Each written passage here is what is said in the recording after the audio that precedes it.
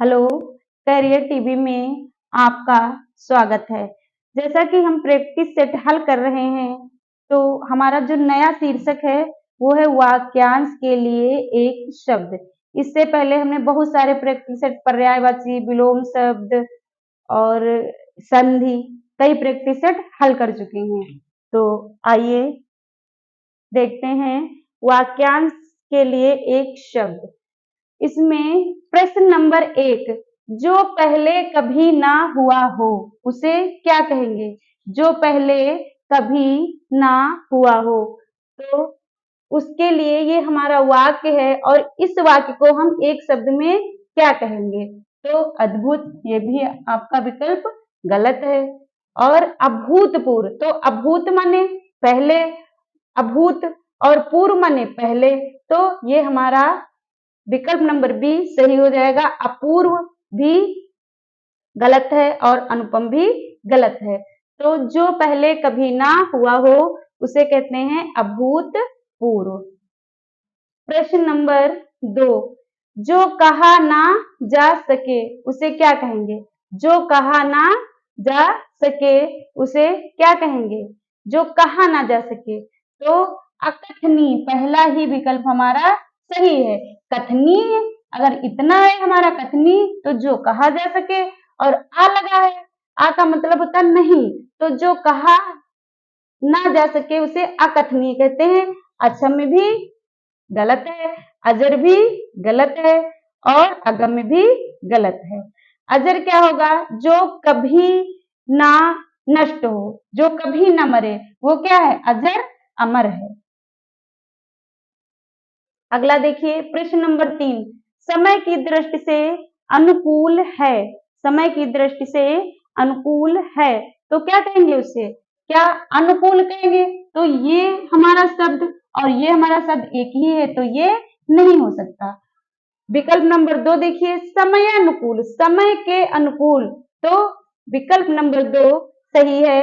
और प्रतिकूल, तो यहाँ पे लिखा है अनुकूल, तो हमारा समयानुकूल हो जाएगा और ये प्रतिकूल भी गलत है और समयानुकूल भी क्या है? ये जो वर्तनी है ये गलत है, तो इसलिए ये भी हमारा गलत है। यहाँ पे जो आपका विकल्प नंबर डी है ये सही है। विकल्प नंबर डी आपका क्या है? विकल्प नंबर डी है समयानुकूल। जैसे आपका वाक्य पूछ रहा है समय की दृष्टि से अनुकूल, तो क्या हो जाएगा? समयानुकूल। यहाँ पे ये वर्तनी ही नहीं सही है, समानुकूल, तो ये वर्तनी गलत है, इसलिए विकल्प नंबर डी सही है। प्रश्न नंबर 4 देखिए, जो सब कुछ जानता है, जो सब कुछ जानता है, तो उसे क्या अज्ञ कहेंगे? नहीं, क्या कहेंगे? सर्वज्ञ। स माने सब कुछ और वज्ञ माने जानता है, जो सब कुछ जानता है उसे सर्वज्ञ कहेंगे। और विशेषज्ञ, एक विषय का ज्ञाता, वो क्या कहलाएगा? विशेषज्ञ। और कृतज्ञ, तो कृतज्ञ जो किसी की आज्ञा को मानता है, तो उसे कृतज्ञ, जो नहीं मानता उसे कृतज्ञ कहते हैं, तो ये भी हमारा गलत हो जाएगा। विकल्प नंबर बी हमारा सही है। अगला देखिए, जिसकी गर्दन सुंदर है, जिसकी गर्दन सुंदर है उसे क्या कहेंगे? तो जिसकी गर्दन सुंदर है उसे कहेंगे, क्या कहेंगे उसे? क्या सुदर्शन कहेंगे? ये भी गलत है। सुगत, ये भी गलत है। और सुगर्दन, ये भी गलत है, यानी सुग्रीव। क्या कहेंगे? जिसकी गर्दन सुंदर है उसे सुग्रीव कहेंगे। विकल्प नंबर डी आपका सही है। अगला प्रश्न लौकिक, तो यहाँ पे एक शब्द दिया हुआ है और इसका हमें वाक्य देखना है कौन सा सही है। आइए देखते हैं। पकड़ लिया गया, तो लौकिक होगा? ये गलत है। एक समान दिखने वाला, ये भी गलत है। लौकी से बना, लौकी से बना क्या हो जाएगा? लौकी से बना, तो ये भी हमारा क्या है? सही विकल्प नहीं है। जो इस लोक की बात हो, जो इस लोक की बात हो उसे क्या कहेंगे? लौकिक। विकल्प नंबर डी हमारा सही है। अगला देखिए, पुरुष एवं स्त्री का जोड़ा क्या कहलाएगा? पुरुष एवं स्त्री का जोड़ा क्या कहलाएगा? तो क्या पति पत्नी?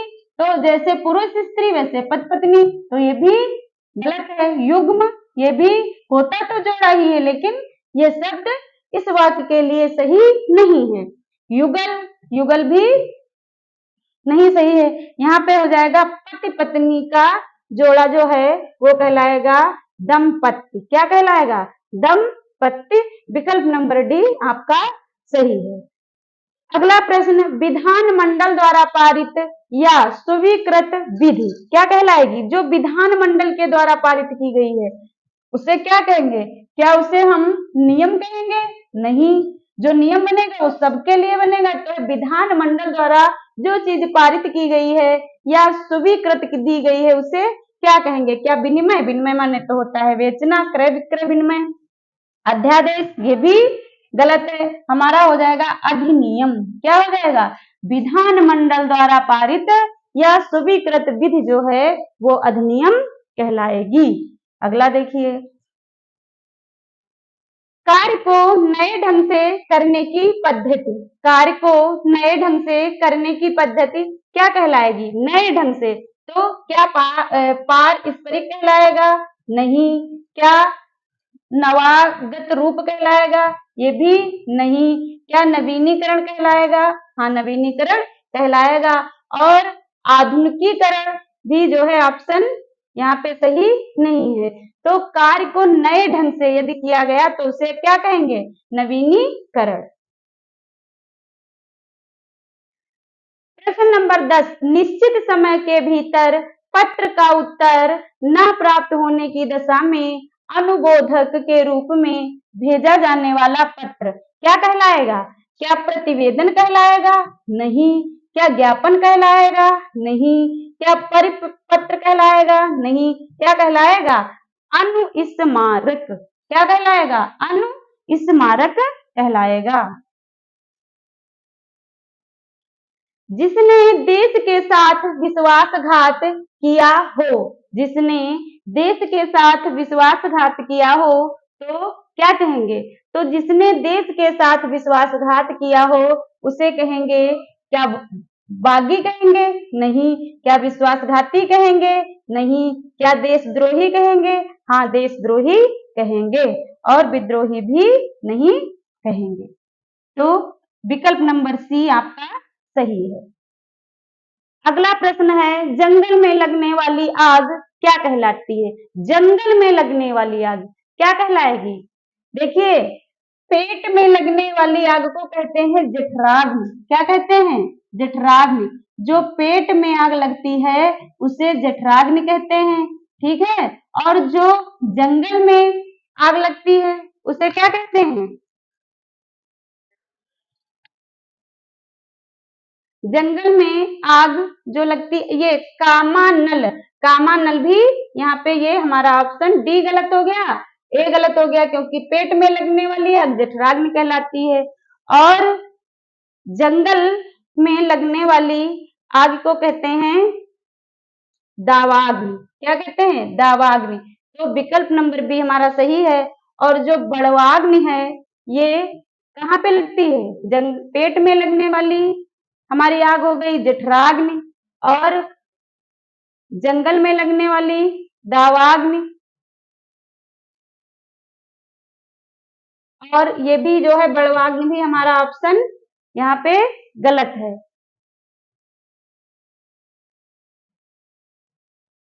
अगला प्रश्न देखते हैं, वह स्त्री जिसकी कोई संतान ना हो, वह स्त्री जिसकी कोई संतान ना हो तो उसे क्या कहेंगे?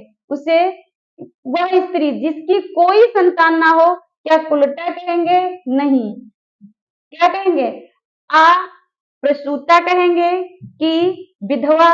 तो ये भी ऑप्शन हमारा गलत हो गया। और बांझ क्या कहेंगे उसे? क्या बांझ कहेंगे? वह स्त्री जिसकी कोई संतान ना हो तो उसे हम कहेंगे बांझ। और अप्रसूता भी गलत है। वह स्त्री जिसे पति ने त्याग दिया है, वह स्त्री जिसे पति ने त्याग दिया है तो उसे क्या उल्टा कहेंगे? नहीं। पर किया, ये भी नहीं कहेंगे। क्या कहेंगे? परित्यक्ता, परि और त्यक्ता माने त्यागी हुई। तो विकल्प नंबर सी सही है और बांझ भी विकल्प नंबर डी गलत है। अगला हमारा जो प्रश्न नंबर 15 है वो साहित्य से संबंध रखने वाला। साहित्य से संबंध रखने वाला तो क्या हो जाएगा? देखिए जो लिखता है वो क्या, यहाँ पे आप देखिए पहले, जो लिखता है वो लेखक कहलाता है, जो लिखता है वो लेखक कहलाता है। कवि जो कविता करता है, जो क्या करता है, जो कविता करता है वो कवि कहलाता है, और जो नाटक लिखता है वो नाटककार कहलाता है। तो जो साहित्य से संबंध रखता है वो साहित्यिकी क्या कहलाता है? साहित्यिक कहलाता है। और हमारा ये वाला भी ऑप्शन क्या है? ये हमारे तीनों गलत हैं और साहित्य से संबंध रखने वाला साहित्यिक कहलाता है। विकल्प नंबर ए आपका सही है। प्रश्न नंबर 16 पत्र या प्रश्नादि के उत्तर की अपेक्षा करने वाला क्या कहलाएगा? पत्र या प्रश्नादि के उत्तर की अपेक्षा करने वाला क्या कहलाएगा? उत्तरणीय या उत्तरायणी या उत्तराधिकारी या उत्तरापेक्षी क्या कहलाएगा? प्रश्न या प्रश्नादि के उत्तर की अपेक्षा करने वाला। ठीक है, हम अपेक्षा माने क्या कि हम जो है उसे मानना उपेक्षा है, और अपेक्षा न मानना तो क्या उसे कहलाएंगे? उत्तरीय। पत्र या प्रश्नादि के उत्तर की अपेक्षा करने वाला यानी कि उसे मानने वाला क्या उत्तरीय कहलाएगा कि उत्तरायणी कहलाएगा? तो उत्तरायणी तो ये शब्द ही पढ़ने में गलत लग रहा है कि उत्तराधिकारी कहलाएगा, ये भी नहीं है कि उत्तरापेक्षी कहलाएगा। उत्तरापेक्षी कि उत्तरीय क्या कहलाएगा बताइए? तो हमारा ये भी यहाँ पे गलत है, हो जाएगा उत्तरापेक्षी। प्रश्नादि के उत्तर की अपेक्षा करने वाला उत्तरापेक्षी कहलाएगा। प्रश्न नंबर 17 जिसके समान दूसरा ना हो, जिसके समान दूसरा ना हो तो उसे क्या कहेंगे? उसे हम क्या कहेंगे? जिसके समान कोई दूसरा ना हो तो क्या वो अलौकिक है? ठीक है कि अगम है? तो अगम तो नहीं होगा, और अप्रतिभा ये भी नहीं होगा। अब देखिए डी नंबर है अप्रतिम, तो अप्रतिम भी सही नहीं है। क्या हो जाएगा? जिसके समान दूसरा ना हो तो वो हो जाएगा अलौकिक। क्या हो जाएगा? लौकिक। इस लोक का अलौकिक माने इसके समान कोई दूसरा नहीं है। प्रश्न नंबर 18 जहां पहुंचा जा सके नहीं, ये यहाँ पे रंग हो गया है, गलत हो गया, ये हो जाएगा ना। क्या हो जाएगा? ना हो जाएगा आपका। जहां पहुंचा ना जा सके तो वो स्थान क्या होगा? क्या दुर्गम होगा कि अधिगम होगा कि अगम होगा? जहां पहुंचा ना जा सके तो अगम या सुगम। तो सुगम होता है जहां आसानी से पहुंचा जा सके वो सुगम होगा, और अगम जहां पहुंचा ना जा सके है तो शब्द, लेकिन हम इस वाक्य के अकॉर्डिंग लेंगे तो जहां पहुंचा ना जा सके वो हो जाएगा दुर्गम। जहां कठिनाई से भी पहुंचा ना जा सके उस स्थान को कहेंगे दुर्गम। विकल्प नंबर ए सही है। अगले आपका जो प्रश्न है वो है प्रश्न नंबर 19 जो बहुत बातें करता हो उसे क्या कहेंगे? जो बहुत बोलता हो। क्या बधिर? बधिर माने होता है बहरा। बधिर माने क्या होता है? बहरा। बधिर माने बहरा होता है। ठीक है, बहरा। और तो ये भी ऑप्शन हमारा क्या होगा? गलत होगा। बहुज्ञ माने जिसको बहुत ज्ञान हो, बहुज्ञ बहुत कुछ जानने वाला। वचनीय यानी कि वचन देने वाला। फिर क्या हो जाएगा? जो बहुत बातें करता है या बहुत बोलता है उसे कहेंगे वाचाल। क्या कहेंगे? वाचाल। जो बहुत बोलता है, बहुत बातें करता है तो उसे कहेंगे वाचाल। क्या कहेंगे? वाचाल कहेंगे। अगला देखिए, अगला हमारा प्रश्न है प्रश्न नंबर 20 और ये आज का हमारा अंतिम प्रश्न रहेगा। तो आइए हम इसको भी हल कर लेते हैं। यहाँ पे है अतिवृष्टि। तो अतिवृष्टि ये हमारा शब्द है और इस शब्द से निर्मित जो यहाँ वाक्य है वो हमको चुनना है। तो देखिए अतिवृष्टि, अत्याधिक विचार करना, तो ये भी हमारा क्या है, गलत है। फिर अत्याधिक वर्षा होना क्या कहलाएगा, अतिवृष्टि, यही हमारा विकल्प सही है। फिर अत्याधिक सूखा पड़ना ये भी गलत है। और अयाधिक संतुष्ट होना ये भी गलत है। तो अतिवृष्टि का मतलब है कि अत्यधिक वर्षा होना, अतिवृष्ट कहलाएगा।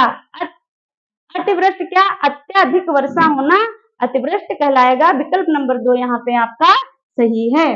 तो ये हमारी प्रैक्टिस सेट पूरी हुई। आपने इसमें वाक्यांश के लिए एक बहुत सारे शब्दों को जाना और उनके विकल्पों को भी आपने जाना और आपका गृह कार्य जो है वो कम से कम 20 वाक्यांश के लिए एक शब्दों को लिख करके आप जो है कमेंट बॉक्स में भेजिए। और हमारी क्लास आपको कैसी लगी लाइक और सब्सक्राइब करिए। अगला जो हमारा रहेगा शीर्षक वो नए टॉपिक के साथ आपकी प्रैक्टिस कराई जाएगी। जय हिंद, जय भारत।